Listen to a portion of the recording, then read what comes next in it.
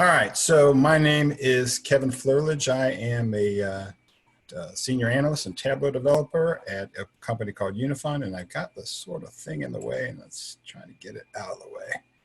Sorry, everybody's pictures. How do I minimize that? All right, there we go. Sorry about that.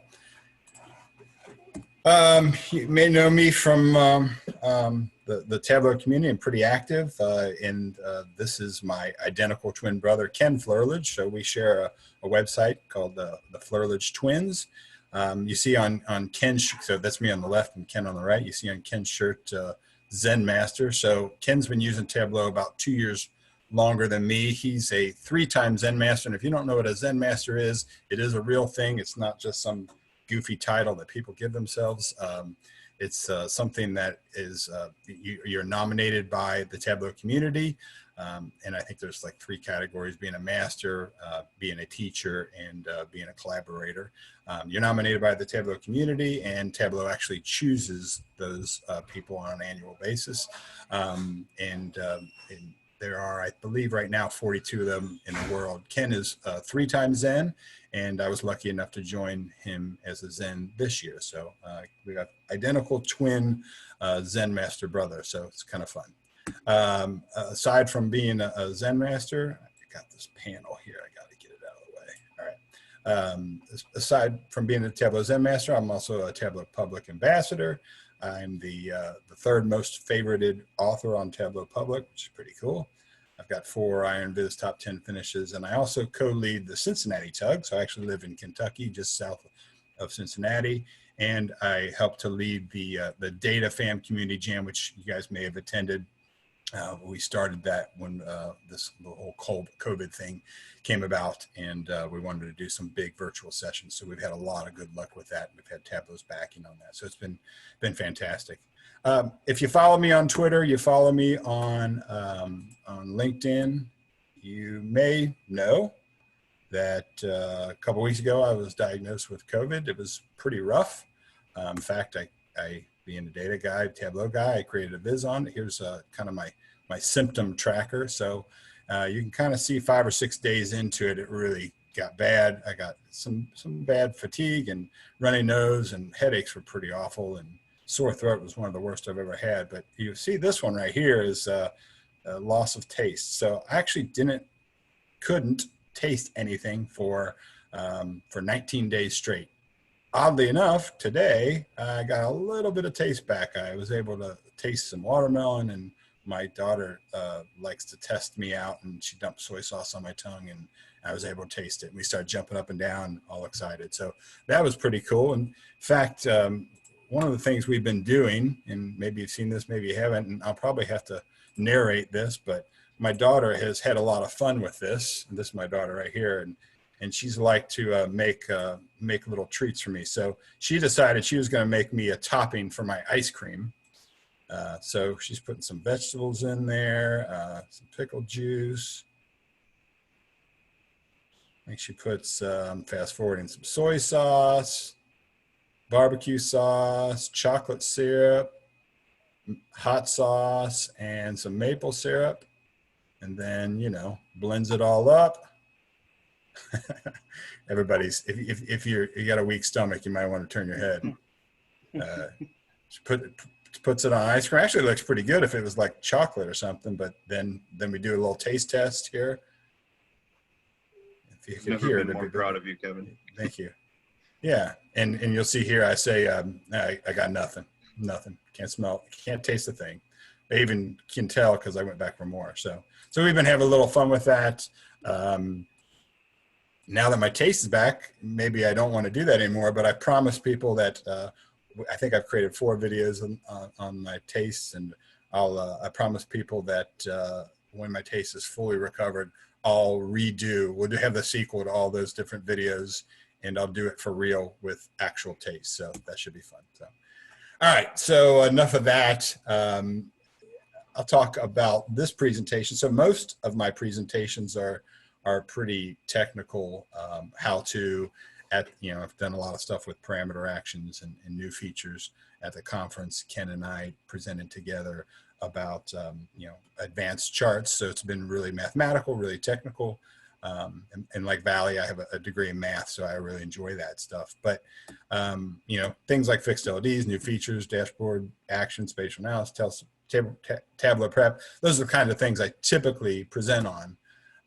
But then these people always say, you know, what about design? Why don't we see a lot of presentations on design? And I think really the answer to that is it's hard to teach. It is hard to teach. When Ken and I were young, we spent tons of time drawing. We at 10, 11, 12 years old, it's about all we did. We would just sit there and draw all day long. The picture of the Grinch on the left is Ken's, the Pinocchio on the right is mine. I think we were both 10 or 11 at this when we drew these. We would draw Transformers, and I don't know if anybody remembers a thing called Mad Balls and Garbage Pail Kids, and we would just draw anything. We'd do it for hours and hours. And inevitably, the question that comes up is, how do you draw like that? And the answer that comes up is, well, it's really kind of hard to teach. So I kind of think that design is very, very similar to drawing. And how do you learn it? Well, I think it is key to have some natural talent. It's not required, but it's good to have some natural talent. But you got to train, you got to practice. And probably the most important is emulating others. When I used to draw, most of the time I was just looking at a picture of something else and drawing that picture. So I was very much emulating the work of someone else. We look at this Paul Rand quote, and he says, design can be art, design can be aesthetics. Design is so simple. That's why it is so complicated. Well, for Tableau, what I'm trying to do today is to not make it complicated. I'm going to try and make it very, very simple. We're going to kind of talk two different things. We're going to talk about bad design. We're going to talk about good design. I'm going to show you an example of what I would consider bad design, and then I'll show you an example of what I consider good design. Now we're going to focus in on certain things. We're not going to look at a specific a whole dashboard for the most part. We're going to look at different aspects of the dashboard. So here's a very quick example. I would consider this guy bad design and this guy good design. So, all right, I know the crowd is just erupted in laughter right now. So thank you for that. All right, so my definition of design, I'm going to use it really, really loosely today. We're going to talk about color and layout, alignment, aspect ratio. We're going to talk best practices. We're going to talk about a bunch of different things. But sometimes we're going to talk about things, just making things look better in general, just visually more appealing.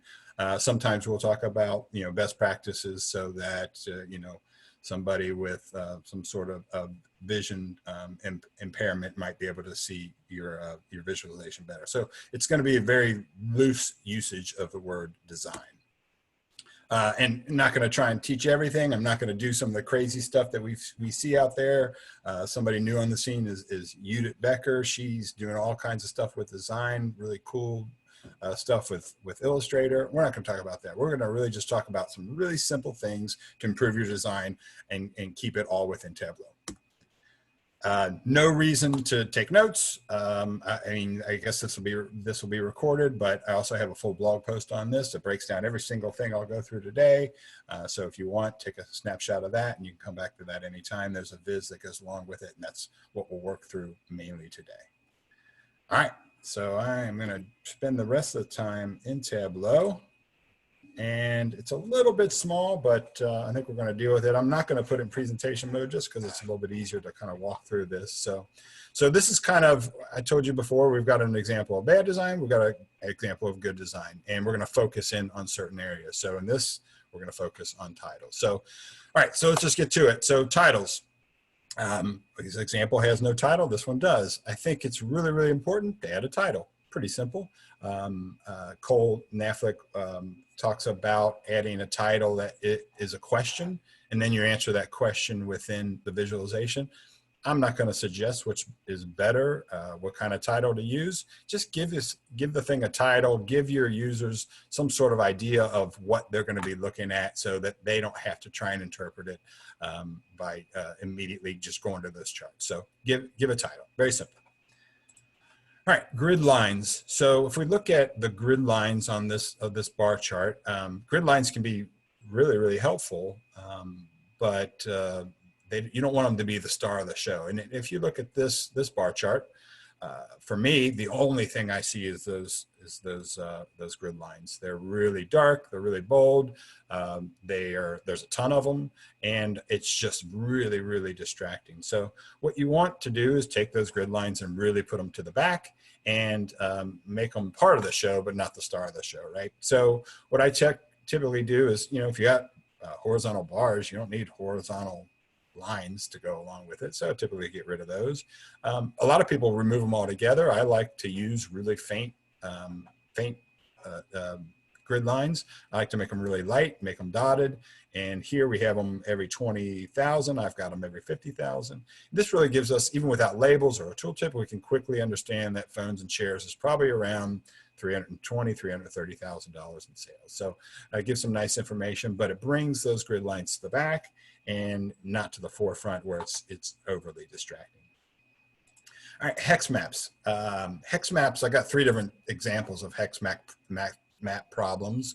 And the reason I bring this up is I see it all the time. What happens very commonly is that people use the wrong hex shape. So if you have any history in the hex map, I actually wrote a blog post about it. This viz is on my Tableau public website. It has links to all that.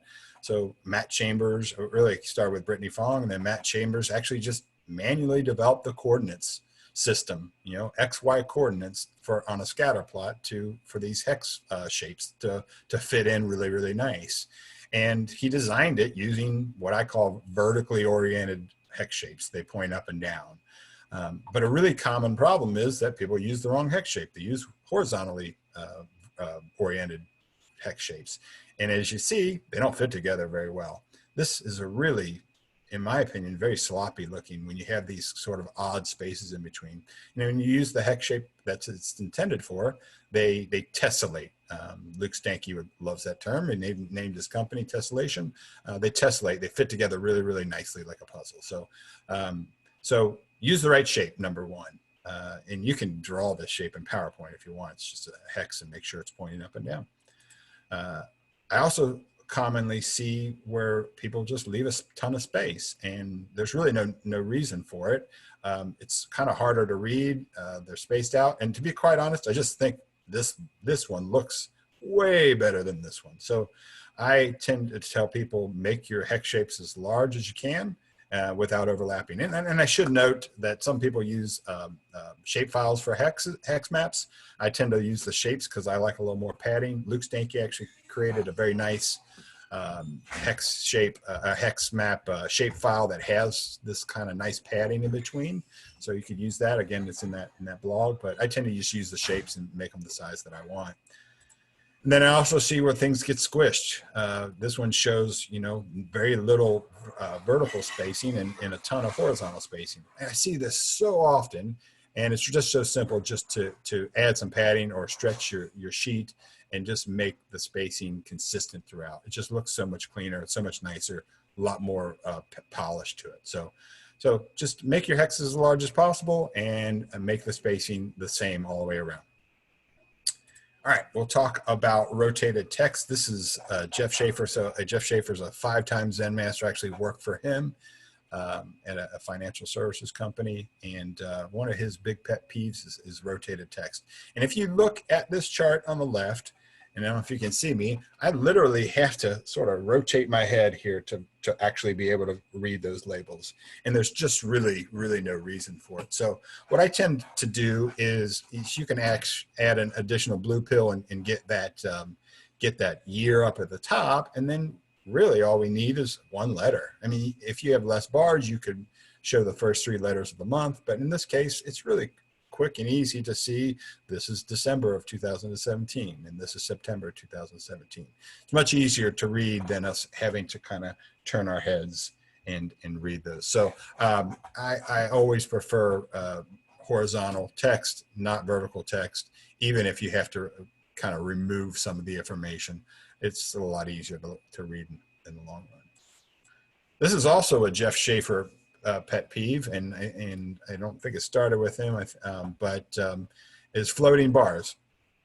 It's pretty simple. We won't spend a lot of time on it, but And Ryan Sleeper actually writes about this in his beautiful bar blog post, but they both say, give a shelf, give it a shelf for your bars to sit on. Right here, they're just sort of floating off on space. Now here we put a little bit of an axis, really faint, it's really small, but it kind of gives this starting point and this shelf for and this sort of base for your bars to sit. So something very, very simple, but I think it really adds a lot and just helps give, like I said, sort of a foundation for your bar chart.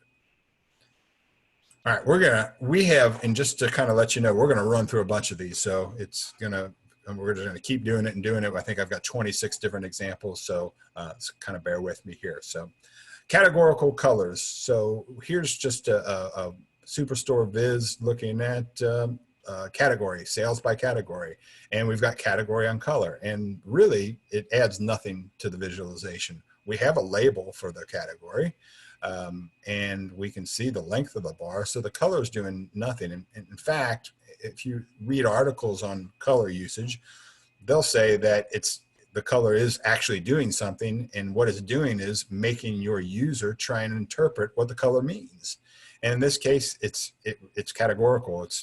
It means category, and since we have those labels, it's really unnecessary. So by adding an unnecessary color, you're making your viewer work a lot harder than they really need to. So in that case, when color doesn't really mean anything, just make it all the same color. Make it all blue, or make them all gray, and allow the user to pick one to highlight, or use a parameter action to highlight, or you call out a certain one. If you're interested in just storage, then you call that out. So don't use categorical colors in most cases. Sometimes there are, and I should say, all of this depends. It's Andy Cockgrave. It depends. It really does. It all depends. And I've done this many times, but 95% of the time, I'm going to do something like this. All right, color deficiency. I won't spend too much time on this. If you want to really learn about color deficiency and designing for color deficiency, I'd recommend this blog post from Jeff Schaefer on Data Plus Science. He really digs into it heavily. But we'll just touch on it.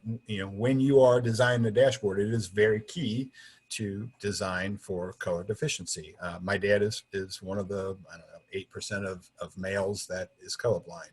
And I use him as a test quite often. And we've all heard the red-green thing, and the red-green thing is a problem.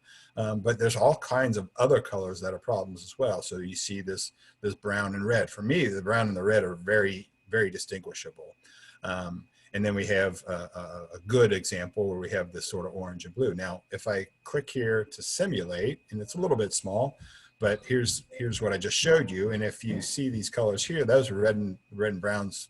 Can't tell the difference at all. But the orange and blue, you can see the difference very easily. So pretty much if you're designing, if you have some bit of blue seems to be something that will break away. So if you have like a red and a green, and you put a little bit of blue tint in that green, typically you're good to go, and that it'll pass any color simulator. I will click on here and just bring you to color simulator. If you're not using one, I recommend it. I do it with pretty much every dashboard.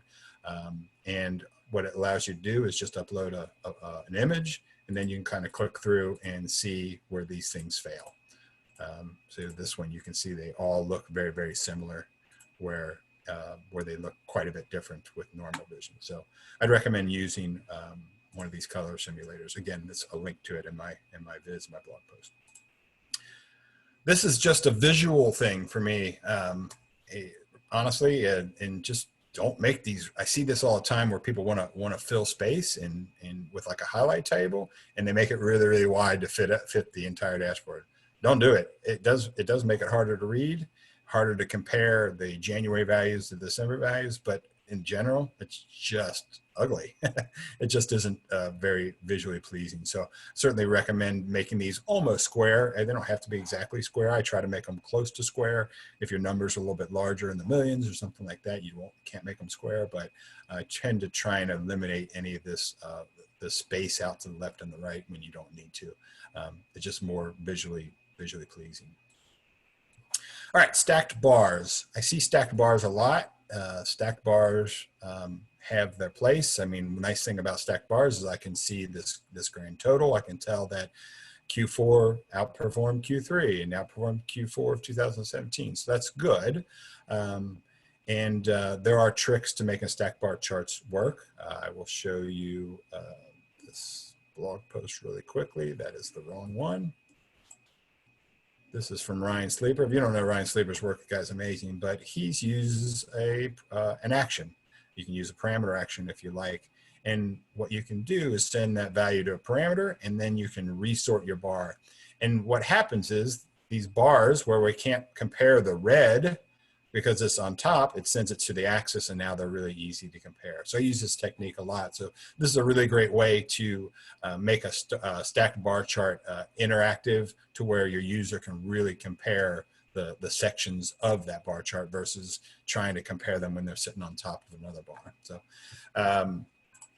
I often do this, and I probably should have showed the total out here, but I also often just break these all out into their own different categories and then actually show a grand total. So you can see this kind of the full bar, but also see the individual measurements within, so you don't have to worry about clicking on each to get at it. I admit I should show the total bar so you can get the kind of an idea of the grand total. But all right, we all hear about pie charts. We all like to bash pie charts. I'll do it a little bit. If you use this pie chart, I'll bash it because it's almost impossible to actually tell the sizing. You can't tell me quickly what percentage this is. I think a donut chart actually makes it even harder.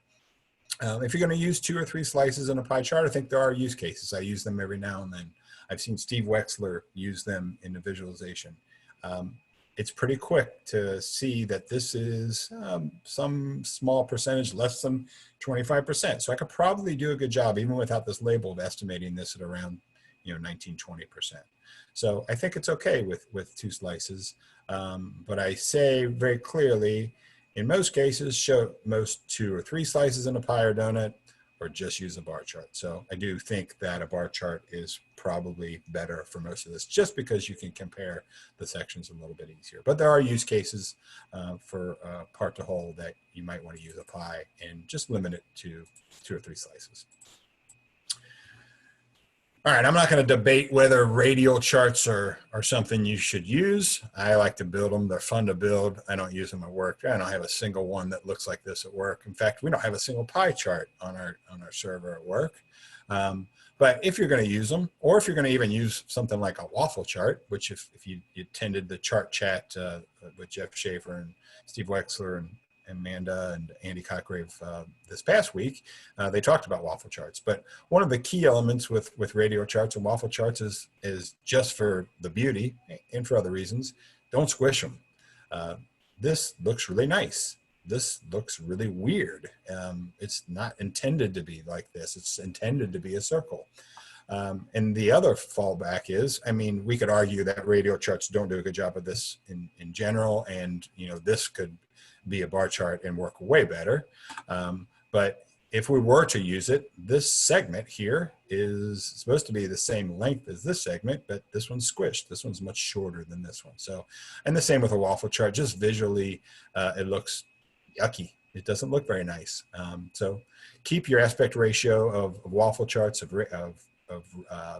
radial charts to be one to one. They should be circular, or they should be square.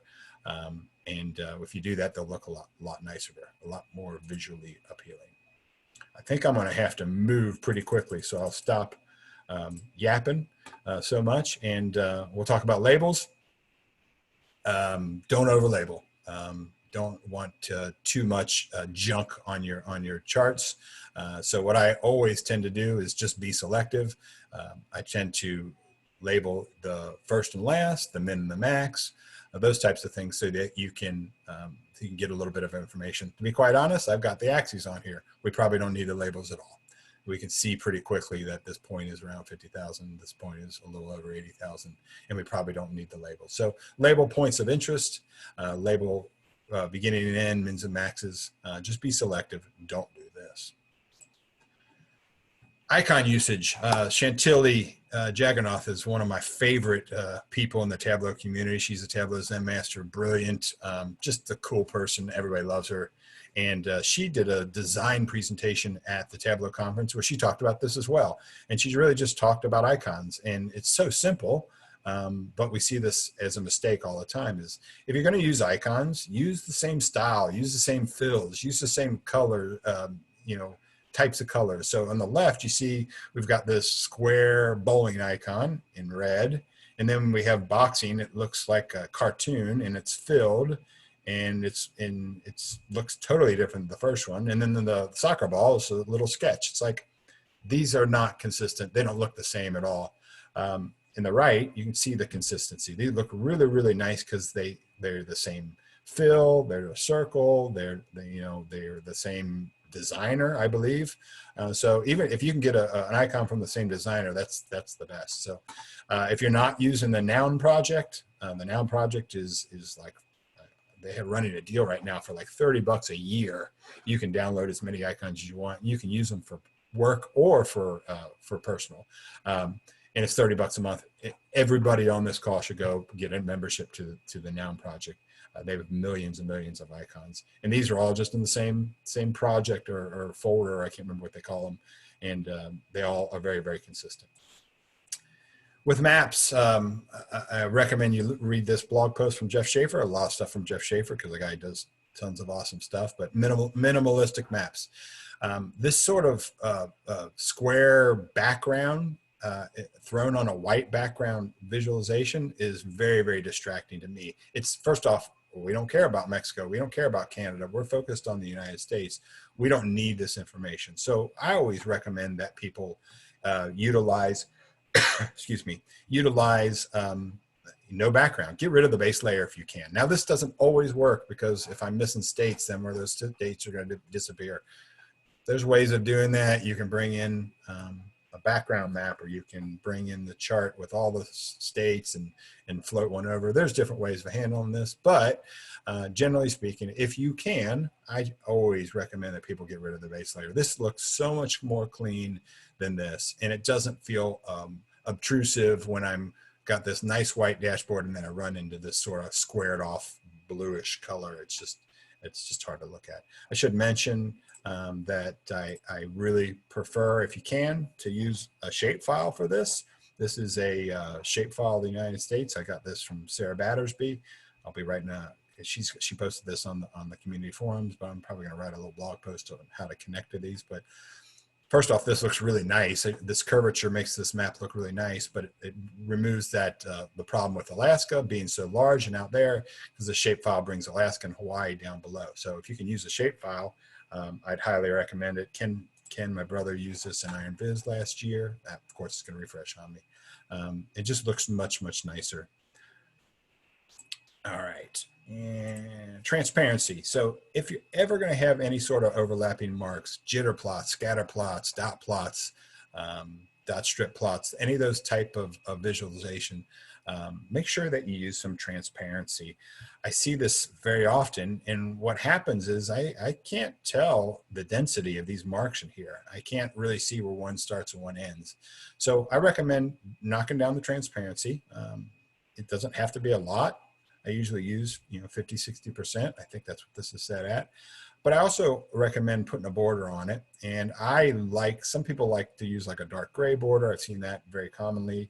I like to use the same color border as my background, because it doesn't really act like a border. It sort of just blends right into the background. So here I just use a white border with transparency knocked down, and then we can really see the density of these marks. It's a lot easier to interpret than this is. I would say when you use scatter plots and these types of things, you need to make sure your Z order. Make sure that you sort your smaller points to the front so you actually select them. So just a kind of a side note. All right, diverging colors. This is something that is a common issue, and I don't think people really quite stop to think about what's happening here. So here we're using a diverging color palette for a map, and we're just looking at sales. So we quickly look at this map, and I can tell, yeah, I think California is the highest sales, and maybe one of these guys is the lowest. But it's really hard to interpret this blue to red and in betweens, and I just, it's difficult to interpret. And the reason is because there's no natural midpoint. We've kind of made this midpoint here between this random two numbers white, but there is no natural midpoint. It's just somewhere in between, right? So I recommend that we don't ever use a diverging color palette unless we have that natural midpoint. And that natural midpoint might be 0, or a target you're comparing to, or some average value, something like that, where you're comparing a value back to some midpoint. In this case, we're just looking at sales ranging from $920 to $460,000. Just use a sequential color palette. It's much easier, very quickly, for the user to come in here, immediately interpret California highest sales, probably West Virginia lowest sales, and these guys in between. Much easier to interpret quickly and efficiently. All right, I talked about this before. I won't spend a lot of time. Wide charts, there's absolutely no reason to make your bar chart stretch across the screen. You make it smaller, easier to read. I don't have to turn my head from left to right to interpret that entire thing. So wide charts, they just look ugly. It's a waste of space. Don't do it. Number precision, if you're going to show a percentage, if you work for NASA, maybe you need 38.1382%. That's probably important. You might need 10 more decimals if you work for NASA. When you work for a finance company, 38.1% is perfectly fine. It's a lot easier to quickly read, and you're given enough information for that user. Same with if you're looking at total sales or some large values, use the units, use millions, use thousands to kind of break that down. It's much easier to quickly see $8.7 million than 8,682,000, et cetera, et cetera. So only use the precision that you need. If 38.1% is enough, use 38.1%.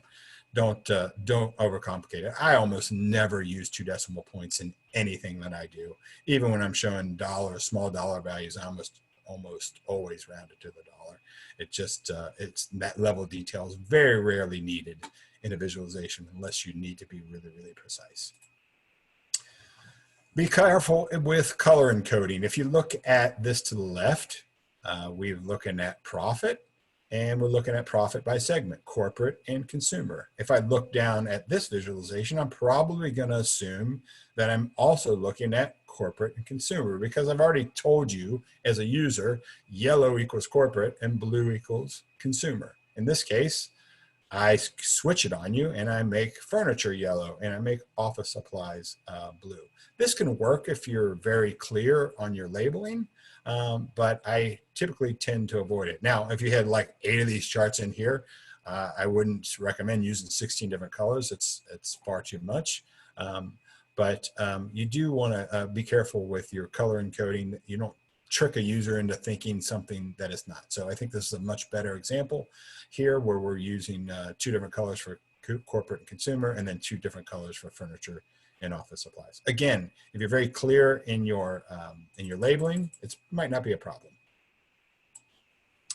Map zoom. This is something, if I'm looking at visualization, especially one that you see on Tableau Public, where it's a long form. I also see these in work sometimes. What I do to view that viz is and you can't see me, I use my scroll bar on my scroll wheel on my mouse, right?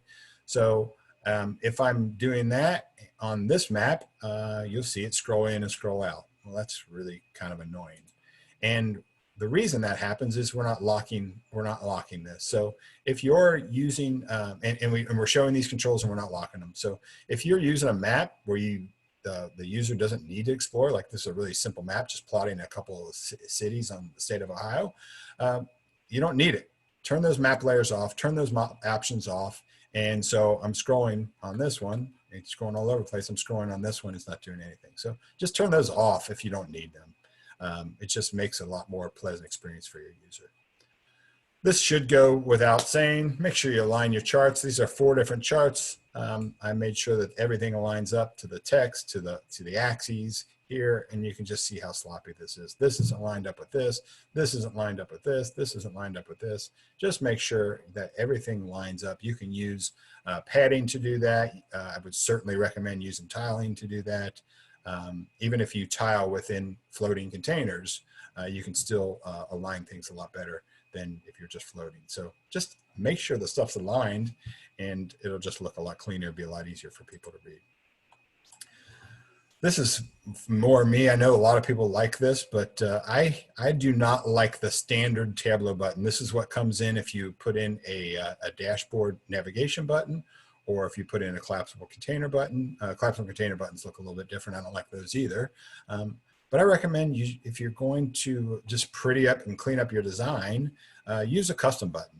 And this looks nicer. This is something I just drew in PowerPoint. This looks a lot nicer, but more importantly, it gives some information on what's the use of that button. Here we get nothing.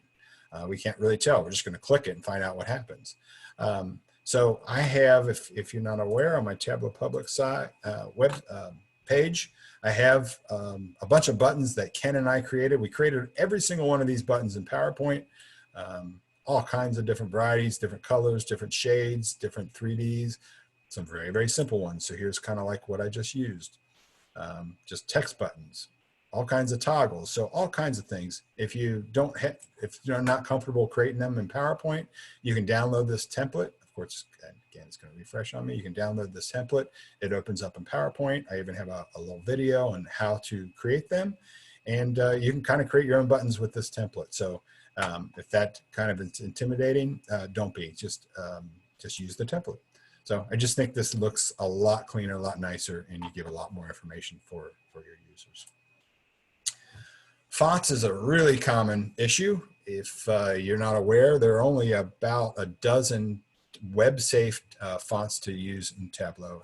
What I mean by that is if you use a font on your computer that you've installed, custom installed, and then you publish it, we'll talk Tableau Public just for now, and you publish it to Tableau Public, another person on another computer that does not have that custom font installed, they won't be able to see your font. It'll render completely differently. So here are 4 different fonts that I have custom installed on my computer and on my laptop actually.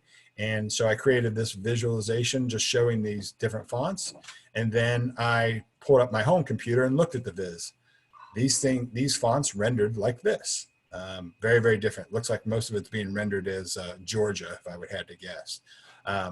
So if you want your fonts to always render the same, you have to use the web-safe fonts available in Tableau. So sorry, my kids keep walking by.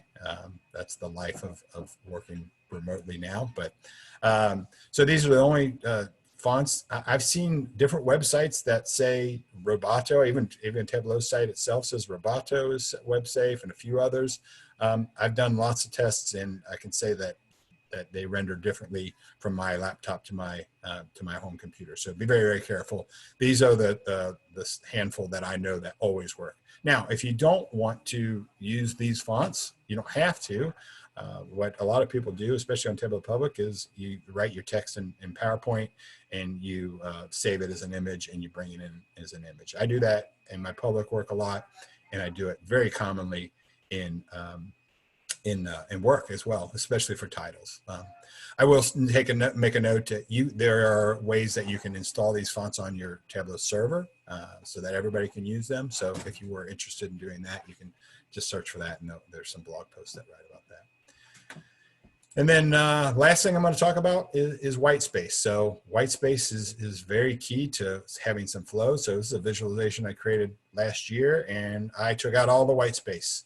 And my gosh, it looks horrible. You can't tell the difference between where Eric Dickerson ends and Edgerrin James starts and where Saquon Barkley starts.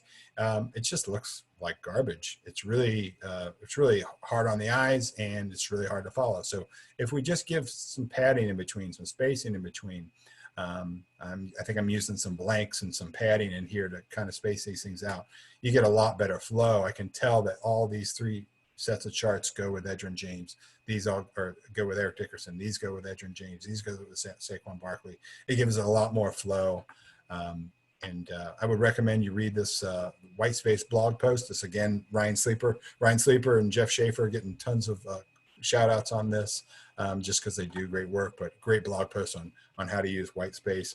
And I'd be remiss if I didn't show some of my favorites.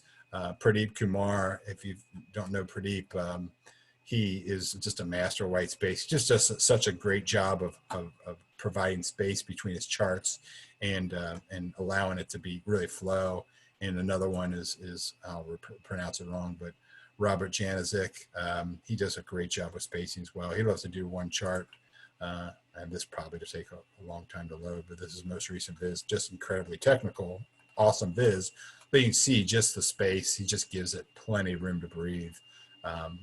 And it just makes such a difference on your users. Now, we don't have that quite luxury, having that much space when we're building work dashboards, but you can certainly use it. You can certainly create some padding between the different charts to make it flow more. So, all right, with that, that's all I got. Again, if you want to check this out in more detail on your own time, I have a whole blog post that breaks down every single one of those examples. That visualization that I walked through is on Tableau Public. And I actually gave this presentation to VizConnect a couple months back, and I believe that's recorded. That is on the Flerlich Twins YouTube site, and you can get that.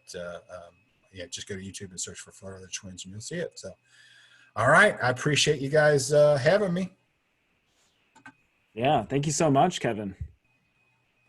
No problem at all. Thanks for having me. There's really loud applause on my side, so hopefully.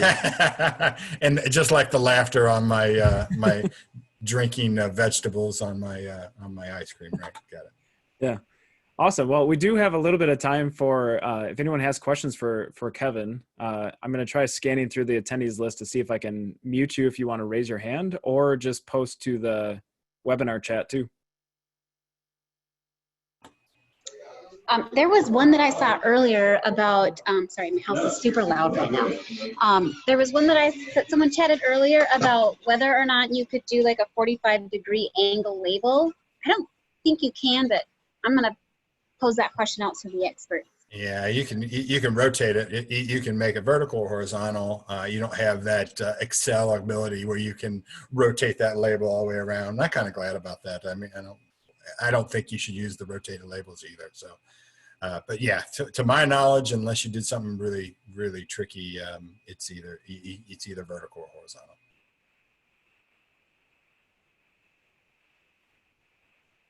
Now, I do know that there's one of those ends, I think it was Tuan Hong, actually created a bunch of letters in as polygons, every letter as polygons, and allowed you to sort of rotate this text. As you rotate it, everything recalculates. But as Joe Mako used to say, I wouldn't say the juice is worth the squeeze on that one.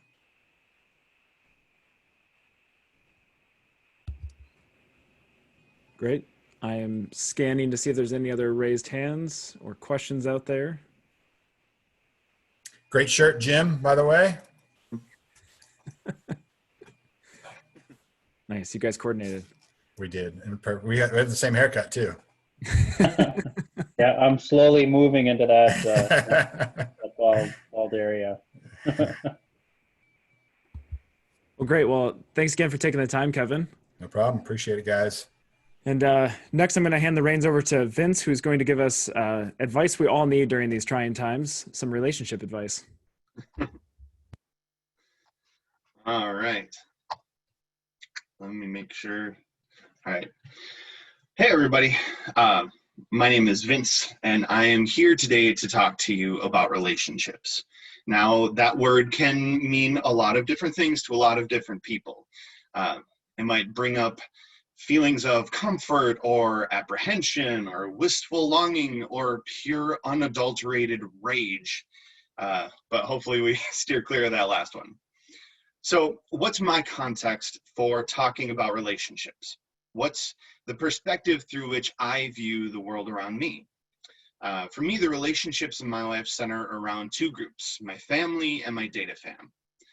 My wife and I have been married for 10 years now. We have 6-year-old twin sons, a 3-year-old son, and the nearly depleted energy levels that go along with a house full of boys.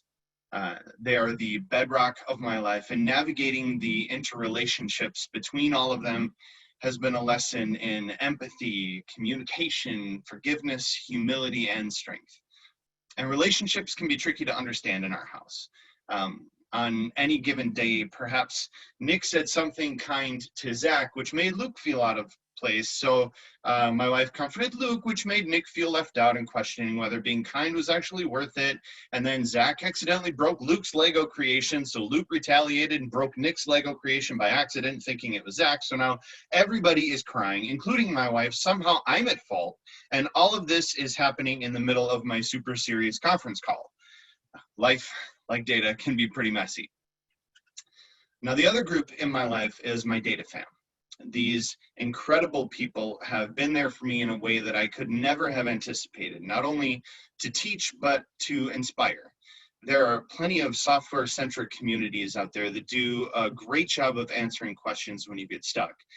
But there's something special about the Tableau community. They go so far beyond just forum questions. We encourage one another. We hold each other accountable. We freely share knowledge and resources and 1,000 other things. There's a parable that says that if you want to go fast, go alone. But if you want to go far, then go together. The Data Fam embodies that in a way that I've never seen before, and it's an honor to be a part of it. Now, what I'm going to cover today is about relationships, specifically relationships between different parts of our data. Now, while it would be amazing if all of our data sources were perfectly curated and deduplicated and harmonized and unified and indexed with fully mapped constraints, the reality is that most of the time data is messy. It's in different places. It's aggregated at different levels. And once we've put in the work to clean and prepare the data, we often have to circle back to issues of performance as well.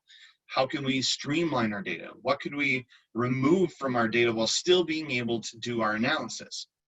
And in version 2020.2, Tableau introduced a brand new data model capability that addresses many of these concerns. And to understand the importance of this development, I'd like to take a quick look back at what previous data modeling looked like. So let's start with everybody's favorite structured query language.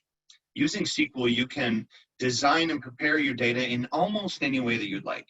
The downside is that it has a steep learning curve, almost no margin for error, and it's about as visually exciting as watching paint dry in the dark with a blindfold on. But next came Tableau's bread and butter for many years, the physical layer. This used Venn diagrams to show how different tables of data related to each other.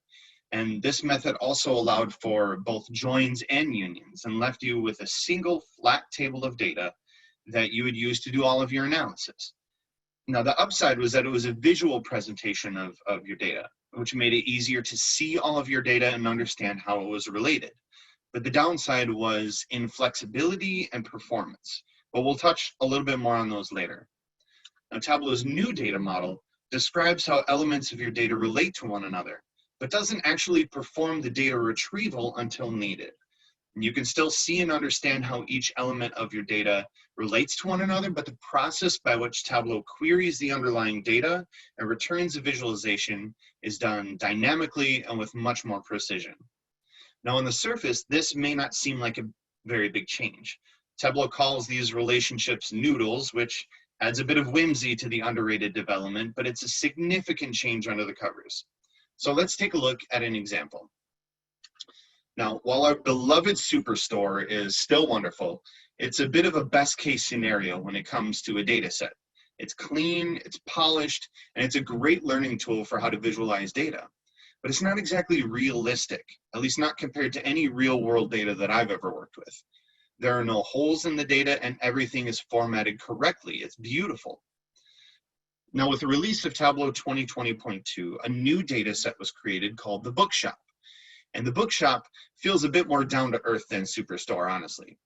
Now, imagine that you run a bookstore that both sells and checks out books. Now, like most data systems, the data doesn't come in one huge, perfectly manicured data set. It comes in smaller pieces organized by theme or purpose. Now, Bookshop consists of 13 tables combined in the following manner. Book and info are our two main tables. And we know it's a one-to-one relationship, and we know that the field book ID maps to a concatenation of book ID 1 plus book ID 2. And we can also see how all of the other tables relate as well. There's a lot of great information here. Now, building out a data model like this in previous versions of Tableau is certainly possible and will look something kind of like this.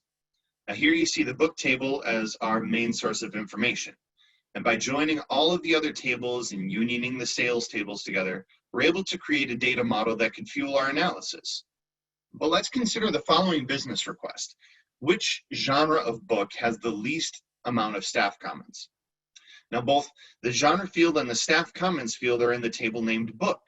But because Tableau must build the entire data model in the query it sends to the data source, it must perform all of the joins, the unions, and any filtering before the data makes its way back to Tableau. This is why even simple queries sent to a complex data model used to take a long time. But then came relationships in 2020.2, and with it, a paradigm shift in how Tableau queries and returns data. Now, the physical layer still exists, with all the same ability to join and union your data. But now you can define relationships in a brand new semantic layer called the logical layer. And this logical layer is where you connect different logical tables together. Now, the noodles that tie one logic table to another are the relationships.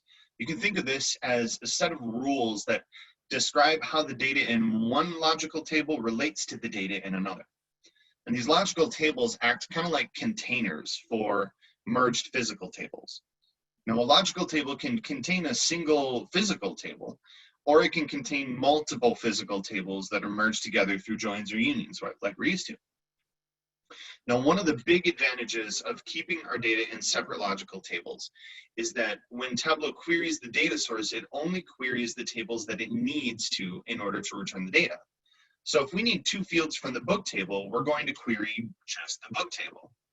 Now, if we needed to bring in one field from the book table and a different field from the ratings table, Tableau would just query those two tables rather than run the entire data model. Now, another benefit of this new logical layer is that it allows us to preserve the level of detail in our data. An example of this might be if we had one table that was transactional level and another table that was like a customer level roll-up.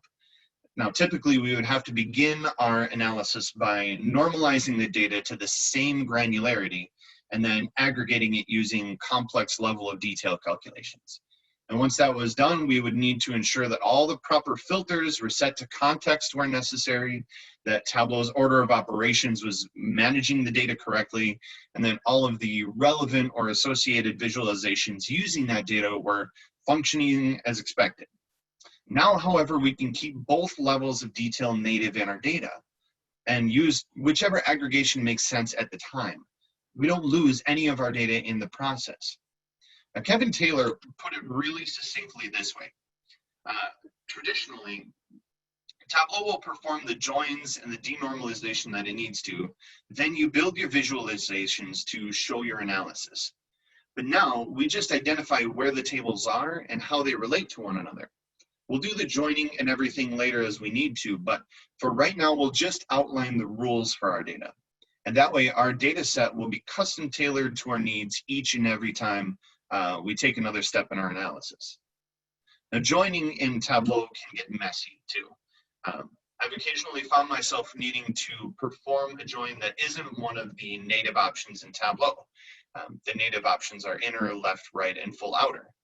But if you wanted to do something like a left or right outer join, you would need to write extra calculations to use as filters on your data source. The easier option was sometimes to use Tableau's custom SQL dialog box, but that always ended up being one of the more frustrating tasks in all of Tableau, in my opinion. Add to this the challenge of having to sometimes join the same tables in multiple ways. For example, answering a question like, what's the impact of cart abandonment for our e-commerce site? in scenarios like this, you might end up with a single dashboard being fed with multiple configurations of the same tables of data.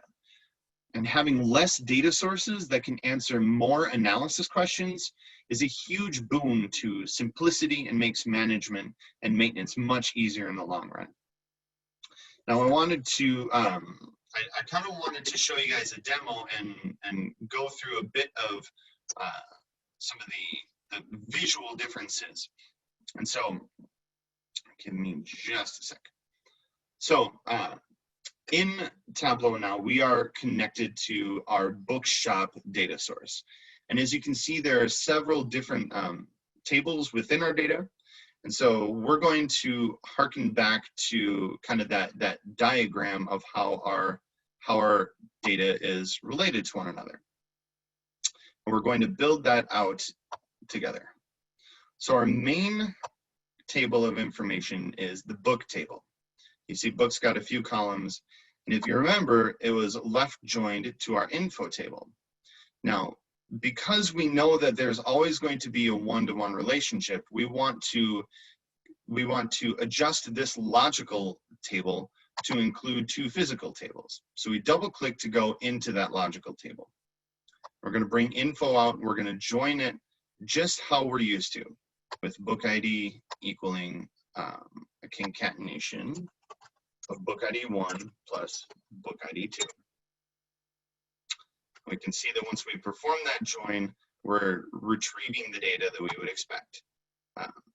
So if we hit X, we go from the physical layer of this logical table back to kind of our top level semantic layer.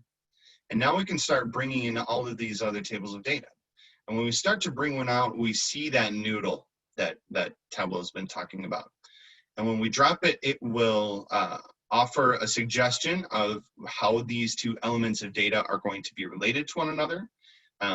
It also gives us the ability to add additional fields, adjust some performance options if your data is already organized into a star or a snowflake schema, make some differential choices about referential integrity and everything.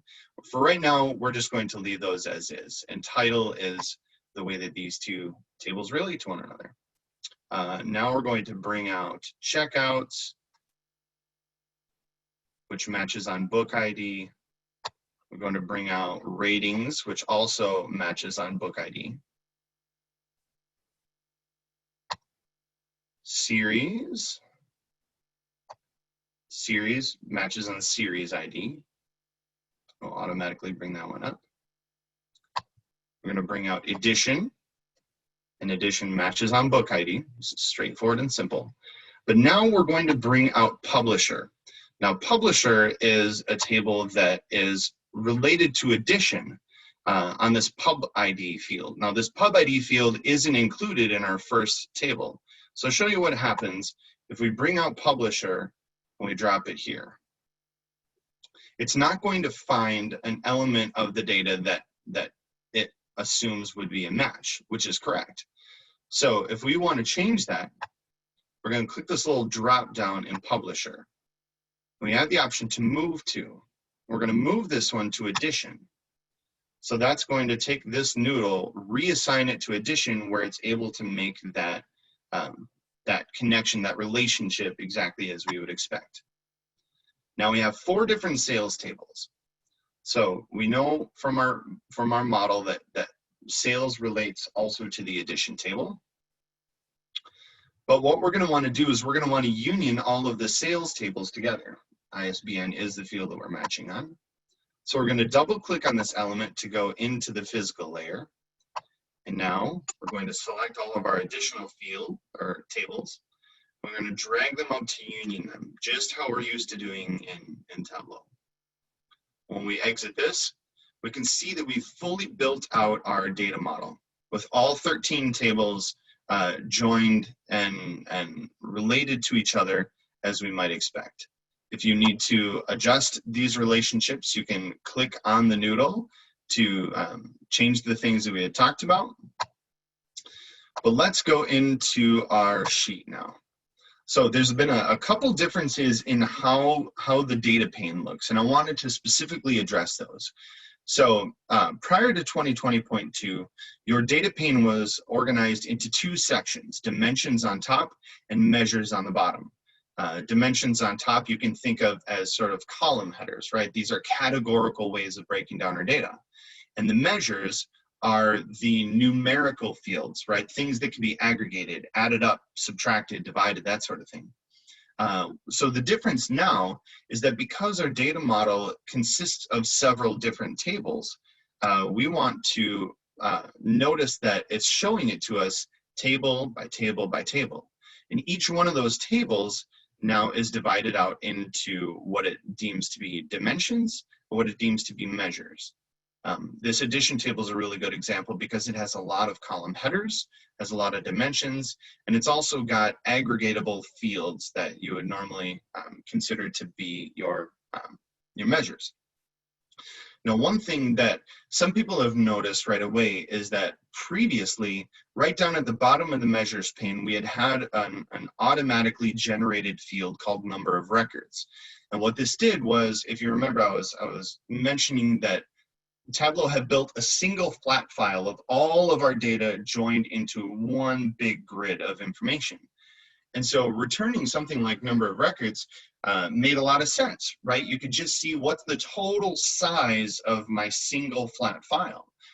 But with the way that we're building a data source now, the idea of a single flat source of data doesn't really make any sense, because every single time we build a visualization or we bring something out and drop it onto our workspace, Tableau is rerunning the query to the data source in whatever way that it needs to, right? So you might visualize it one way and it's only pulling information from book.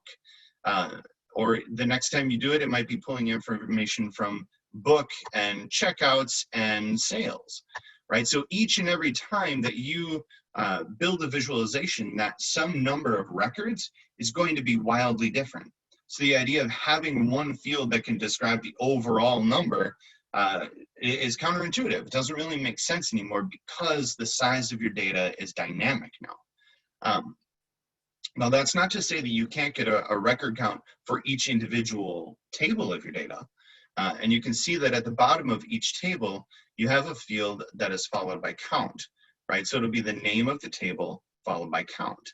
And so this is essentially some number of records at a table level, right? So we can still use that in some ways if we want to get an idea of the size and scope of our data piece by piece. But that's why number of records isn't available in the data pane the way that we're used to.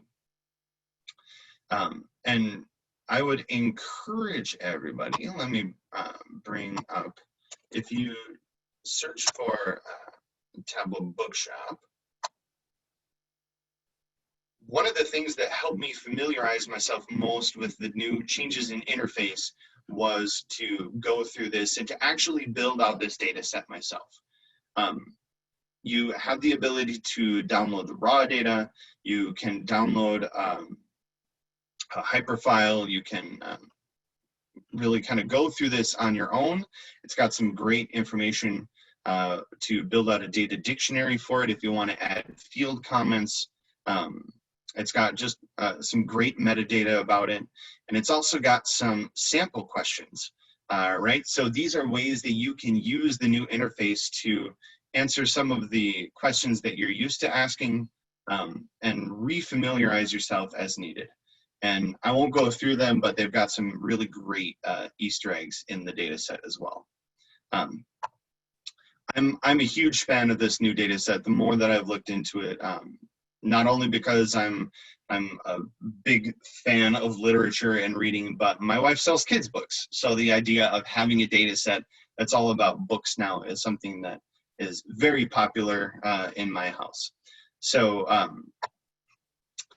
yeah, with that, I just wanted to thank you guys for your time. You can feel free to reach out to me either on Twitter or by email or LinkedIn. I'm all over those as well. So yeah, that's all I've got, guys. Thanks. Thank you, Vince. Very cool stuff. And I know data relationships are going to be, they're an immense, huge functionality add for Tableau, but also can be very confusing for new users. So thank you for walking through that. Sure. All right. And then I'm, yeah, Luke, go I for it. just have, like your video is like weird and stretched out. Ah, Like you're Okay. squished. Like your aspect ratio is wrong.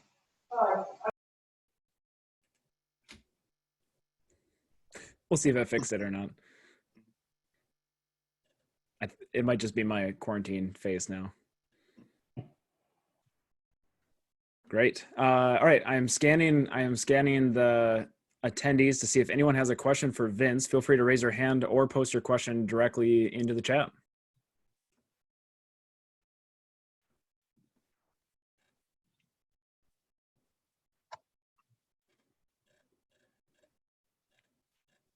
All right. All I'm hearing is applause, Vince. All right. Ooh, we got a question here. Does this affect Tableau prep? You know, in all honesty, I don't think so. I believe that whatever you output out of Tableau prep, it's still going to send to Tableau, either in a single flat table or in a multi-table extract, depending on how you set up Tableau prep. I haven't really tested that yet, so I can't speak with 100% certainty on that. But as the products are pretty separate, I imagine that functionality will remain consistent in Tableau prep. Yeah. Ooh, questions are flying in now. Mhm. I'm sure you see that question, but how does the new relationships affect extracts? So a few versions ago, Tableau released the ability to include extracts as multiple tables rather than as a single table. And so and again, I haven't tested this, but my assumption would be that building an extract of your data model now will retain all of those tables individually in their own sort of level of detail and aggregation, exactly as you might expect. And then I'm guessing that it would still process those queries independently as you build from your extract, the same way that it would if it was querying all the way back to a database. Yep. One of the other questions was, or I'll just answer it, data modeling is available as of 2020.2 and beyond. Great question from Chris. So would you only use relationships when the data requires it? I would recommend using relationships as your primary default way of moving forward because of the benefits that it offers in terms of performance, and also because it's a lot more custom tailored to the data set that you need at the time, and it's easier to triage and diagnose what's going wrong if you already know the potential relationship or table that's the problem, and not because you are left joining and right joining and somehow your filtering is affecting one of those but not the other. It makes triage a little bit easier. Good question, Chris. Mm-hmm. Yeah, just a comment that donut charts might get impacted as number of records is replaced with count of table. Right, so that's one thing that you're going to want to keep in mind if you upgrade to version 2020.2 and you have certain elements of your data that are dependent on that number of records field. It's something to just keep in mind. And how to solve that is going to have to be on a case-by-case basis, because you can use some number of records in a few different ways.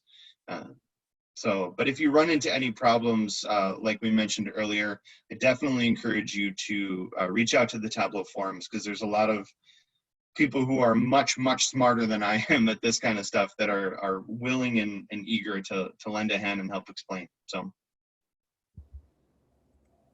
Kevin, do you have any additional commentary on this?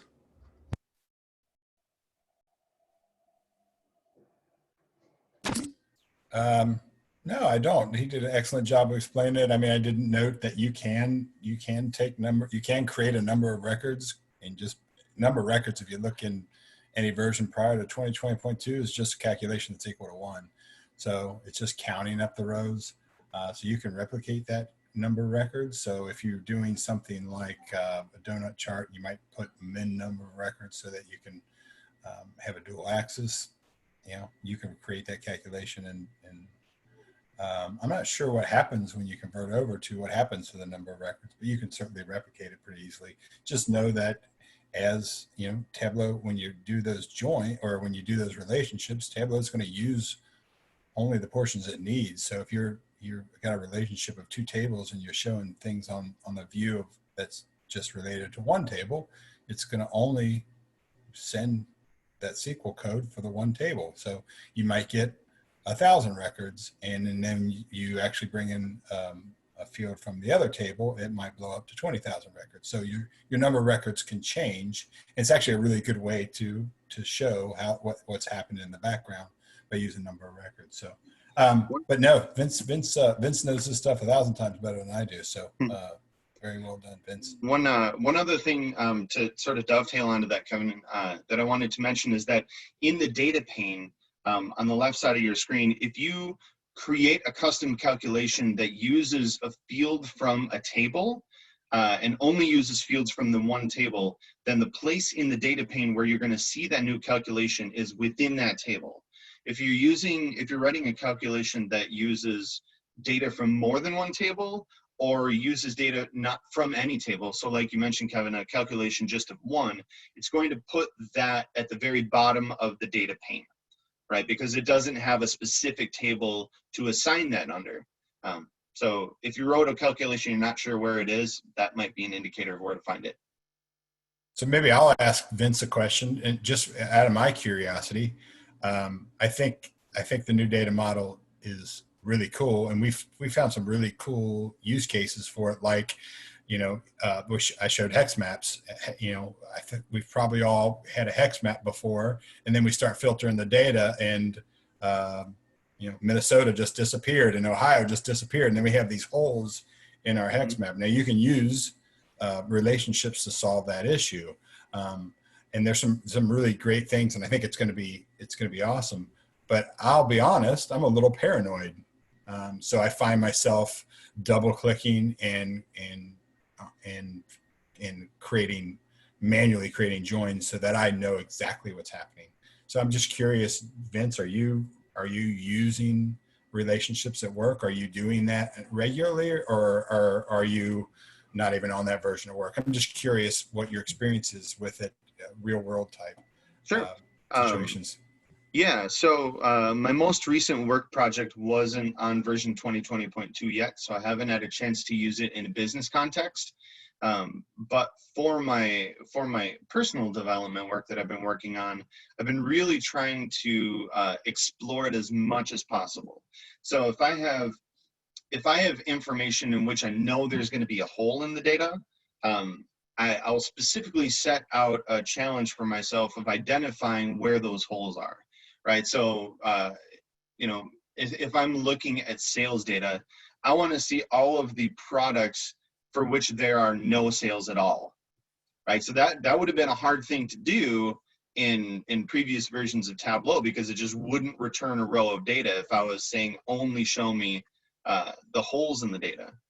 And while I could have written custom SQL as sort of a full, you know, like an outer join, I've really been trying to experiment with small scale situations and questions like that, and I try and break Tableau as much as I can, right? I try and find those circumstances where I can't find a simple solution. So yeah, it's experimentation has been a big help for me.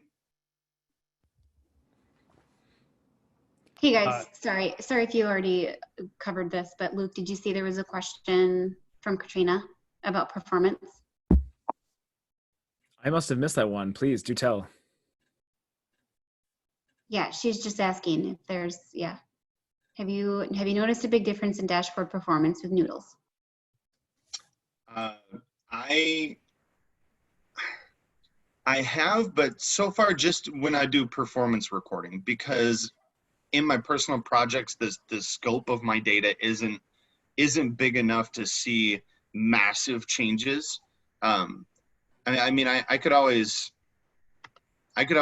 try and build something that requires a full outer join, which is usually the most taxing kind of join there is to do.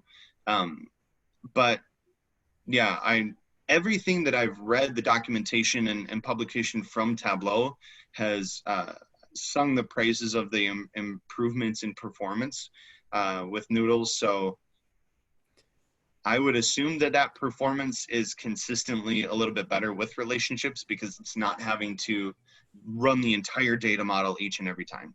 Right. That's exactly it. Yeah. Yeah, it's like the whole concept is that Tableau originally has always had to create one flat big table, and now relationships will always bring you at the worst that. Mm.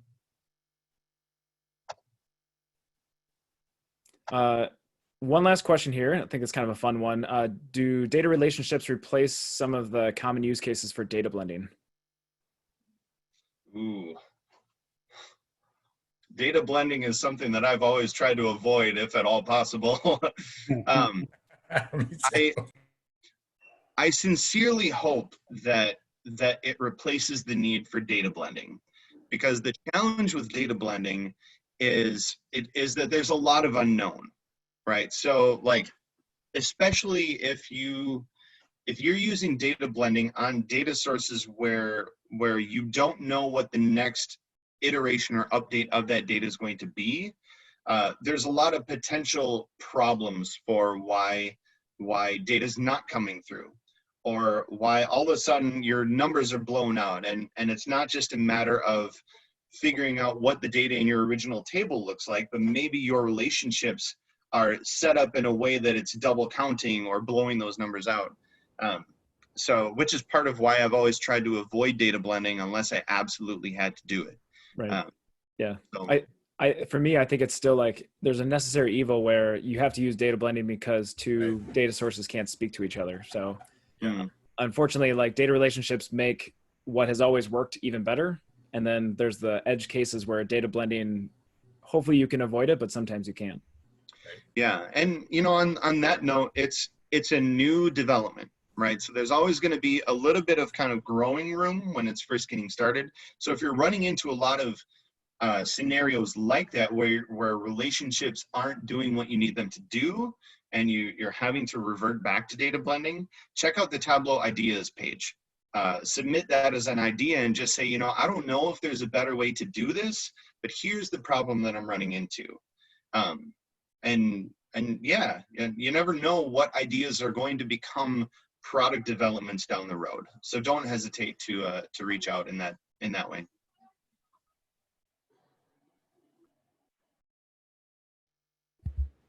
These are great questions.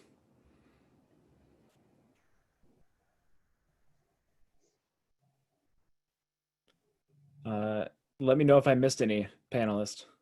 I don't think I did. Looking good. All right. So I realize we're at the top of the hour. First of all, thanks for attending virtually another monthly edition of the Twin Cities Tableau User Group. It sucks that we can't continue to keep meeting in person, but I'm super excited to see everyone continue to attend. We're seeing 60, 80 people come on a monthly basis. So that's really exciting. And thank you for taking time out of your day. I am going to attempt to, if people are interested in kind of hanging around and chatting, I don't know if this is going to be a really good or a really bad idea. I can promote you to a panelist if anyone wants to hang out. Feel free to virtually raise your hand or just chat me if you want to be promoted. But otherwise, if you need to bounce, look forward to seeing you guys next month, and we'll be hanging out here talking data, I'm sure. Hey Luke, did you put a pitch out for speakers for August? hey, everyone who's still on the call. We need speakers for August, and we would love to see people who haven't presented before talk about just some random Tableau question or problem or side project or anonymized work project. We would love to see you come up and present about a topic. So please reach out to twincitiestug@gmail.com. Yep. Or track any of us who are helping lead and support the group down on LinkedIn or email, and we're happy to get you on the agenda. But we are always looking for fresh new faces, and what a low stress time for you to do it by sitting in the comfort of your own home and presenting to